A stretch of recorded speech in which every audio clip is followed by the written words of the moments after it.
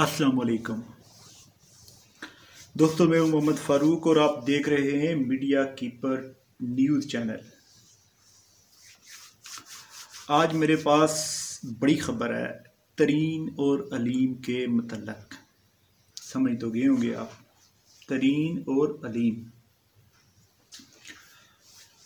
अच्छा दोस्तों, पिछले 2-4 दिनों से आप देख रहे होंगे कि एक खलबली सी मची हुई है, बहुत ज़्यादा हाइप क्रिएट है। हालांकि हमारे मुल्क में कोरोना वायरस है, लोग परेशान हैं, घरों में बंद हैं, लॉकडाउन है कई जगह पे नहीं है। हुकूमत कोई वादिया नहीं कर पा रही है कि अगली स्ट्रेटजी हमारी क्या होगी, हम लोग किस तरह से अगला निज़ाम चलाएंगे, किस तरह से हम लोगों को टेस्ट करेंगे और करंतना में किसी को रख सकेंगे, किसी का इलाज करेंगे, किसी को अलग करेंगे। तो वेंटिलेटर उतने मौजूद नहीं है। लेकिन ख़बर जो इस वक्त बड़ी ख़बर है वो तरीन और अलीम की खबर है। अच्छा दोस्तों, कल शाहदेव खानदादा के प्रोग्राम में शेख रशीद आया। उससे ये पूछा गया कि ये जो चीनी पे आप लोगों ने सब्सिडी दी है, अच्छा डिस्कशन हुई, पूछा गया कि ये उसी मामले में कि ये कैसे हुआ, क्या आया वाकई ये एक्सपोर्ट हुई थी चीनी या नहीं। शेख रशीद ने एक इंकशाफ किया, उसमें ये बताया गया असल में ये जितनी भी एक्सपोर्ट लिखी जाती है या दिखाई जाती है पाकिस्तान में डॉक्यूमेंट में कि यहाँ से इतनी चीज़ काबल गई है, तो उसको यूँ समझिएगा कि वो सिर्फ़ और सिर्फ पेपरी रूटीन में गई है, हकीकत में नहीं गई। अगर गई भी है तो वो वापस लाने के लिए गई हुई है, यहाँ रेट ऊपर करने के लिए गई हुई है, यहाँ के कारखाने भरने के लिए गई है, यहाँ स्टॉक जमा करने के लिए गई हुई है। तो दोस्तों, उसने ये बताया कि उसका कहने का ये मतलब था जो कि मैं आप लोगों को समझाना चाह रहा हूँ। शेख रशीद ये कहना चाह रहा था कि ये चीनी एक्सपोर्ट नहीं हुई थी, लेकिन हमसे इन्होंने सब्सिडी ले ली थी, क्योंकि सब्सिडी हर हुकूमत देती है एक्सपोर्ट पे। इस वक्त चाइना सबसे ज़्यादा सब्सिडी दे रहा है अपने लोगों को। हम जब देखते हैं ना जी, ये चाइना की चीज़ इतनी सस्ती क्यों है, ये चीज़ इतनी सस्ती क्यों है, ये चीज़ इतनी सस्ती क्यों है, और हम ये कहते हैं जी हम नहीं बना सकते, हम इतने की बना के बेच नहीं सकते, या फ़र्ज़ करते हैं हम कोई चीज़ एक ऐसी बनाते हैं जो कि जिस पे कि हमारी 200 रुपया लागत आती है, उसे हम 400 रुपये में या 300 रुपये में बेचना चाहेंगे, और चाइना कैसे 150 में बेच रहा है या 120 में बेच रहा है। तो वो वजह ये होती है कि सरकार सब्सिडी दे रही होती है।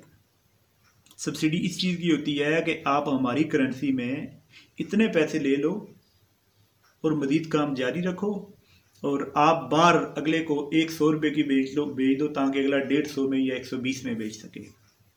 आप समझ रहे ना मेरी बात। अच्छा, इसी तरह से ताकि डॉलर आए मुल्क के अंदर, डॉलर मुल्क के अंदर आए, हम लोगों का जो करंट अकाउंट डेफिसिट है वो ख़त्म किया जाए, और हमारे सेविंग अकाउंट्स में ये पैसे जमा हों। अच्छा, अब ये हुआ है कि ये रिपोर्ट तो तकरीबन कोई आ गई भी थी 1 महीना पहले खान साहब के पास। आपको याद है ये जनवरी और फरवरी में ये मसला बना था चीनी का और आटे का, याद है ना। 15 दिन के अंदर रिपोर्ट देनी थी फरवरी में, अभी तो अप्रैल आ गया है। तो ज़रा सोचिए, दिमाग लड़ाइए अपना कि ये किस वजह से हुआ, कि क्या ज़रूरत पड़ गई कि इन्होंने अप्रैल में ये रिपोर्ट लीक करवाई, या किसी ने रिपोर्ट लीक की। अच्छा, तो अब तरीन और अलीम की ये खबर है दोस्तों। जहांगीर तरीन ने अलीम ख़ान से शुरू कर लिया है काम। अलीम ख़ान ने कल की डेट में नून लीग के लोगों से रब्ता किया है, ख्वाजा साद रफ़ीक को मिलने के लिए गया है, और जो स्पीकर थे, साबिक स्पीकर अयाज सादिक लाहौर से, उनसे मुलाकात की उन्होंने। खबरें ये बता रही हैं, हमें बहुत लोगों ने ये बताया है कि ये बंदा शामिल होना चाह रहा है इसमें। आप ये समझिए कि जहांगीर तरीन और अलीम ख़ान या खुसरो बख्तियार ये पीटीआई को चलाने वालों में से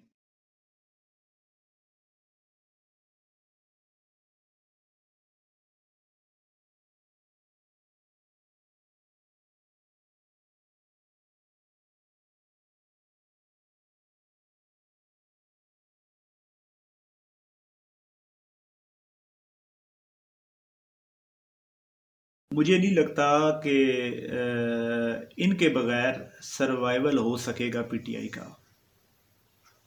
क्योंकि आप लोगों को याद होगा ना कि ये गया था यूनाइटेड नेशन में, वापसी पे फिर आया था लोकल फ़्लाइट से, और 2-4 जगह पे ये गया है तो ये बड़ा शोशा चढ़ा हुआ लगा हुआ था कि जी ये अपने ख़र्चे पे गया है, जी ये फ़लाँ तरीके से गया है, जी फ़लाँ सरकार का 1 रुपया नहीं लगा।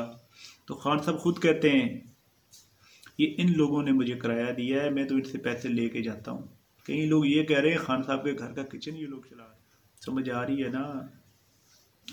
तो भाई हालात ख़राब होने वाले हैं। मेरी कोई ख्वाहिश नहीं है कि पीटीआई की हुकूमत जाए, अल्लाह करे ये रह जाए ताकि लोगों को ये मालूम हो जाए तब्दीली क्या चीज़ है, तब्दीली से क्या मिलने वाला है लोगों को। ठीक है दोस्तों, और बस ये ख़बर शेयर करनी थी कि अलीम ख़ान का रब्ता हो गया हुआ है। मुझे ये लग रहा है कि बहुत जल्द वो शामिल होने वाला है नून लीग में, और इनके 4-5 वज़ीरा हो रहे हैं जो कि ऑलरेडी रब्ते में नून लीग के साथ। ठीक है, भी ये ख़बरें भी मैं आपको दूंगा आगे, और ये भी मैं बताऊंगा आपको कि अब क्या हो रहा है इस बारे में जो भी डेवलपमेंट होती है वो मैं आपको बताता हूँ। और ख़ास करके ये बताना चाहूँगा कि जो खान साहब हैं हमारे, उन्होंने क्या क्या फ़ायदे लिए अलीम ख़ान से और क्यों अलग हो गया। ये भी बताऊँगा कि जहांगीर तरीन से अब क्यों अलग हुआ है, अब क्या वजह बनी कि उसने ये रिपोर्ट शाया की है। इस पर मैं एक पूरी वीडियो बनाऊंगा आप लोगों के लिए, तो काइंडली देखिएगा। शुक्रिया।